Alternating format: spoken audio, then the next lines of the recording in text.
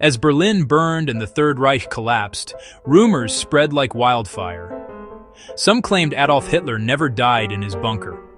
Others swore an airplane carried him out of Berlin under the cover of chaos, escaping justice and vanishing forever. But is there any truth to the theory that Hitler fled Berlin by air? Today we dig into the evidence, the rumors, and the forgotten eyewitness accounts. By late April 1945, Berlin was surrounded. The Soviets had the city sealed from every direction. On paper, Berlin was a no-fly zone. Soviet anti-aircraft batteries and fighter patrols made escape by plane seem impossible. And yet, German aircraft were still taking off during the battle. Small, low-flying courier planes slipped in and out of the city under artillery fire. This fact alone fueled decades of speculation. While Hitler stayed in the bunker, several German commanders attempted to flee. Hanna Reich and General Robert Ritter von Greim flew a small Storch plane into Berlin and later escaped under fire. Couriers and wounded officers were flown out from small parks, and avenues turned into makeshift runways. At least one Arado jet reportedly made a dangerous takeoff near Berlin's outskirts. So yes, planes were escaping Berlin. This gave conspiracy theories just enough oxygen to survive. After the war, rumors exploded. Hitler fled to Argentina. He fled by submarine. He flew out of Berlin dressed as a pilot.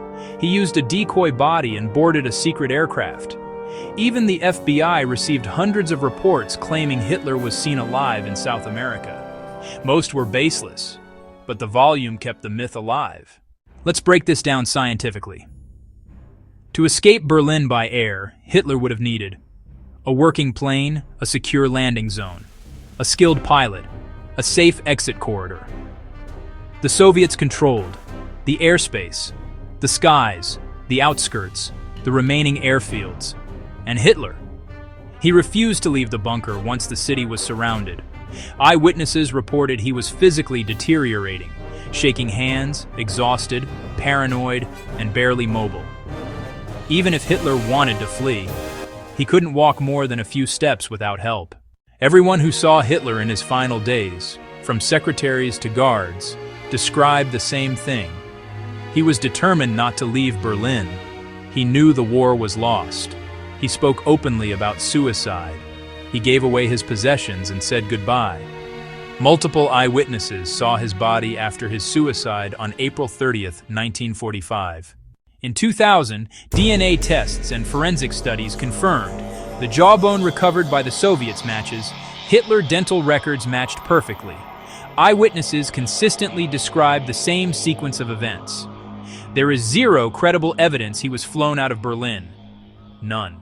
Not a flight log, not a radar anomaly, not a verified witness.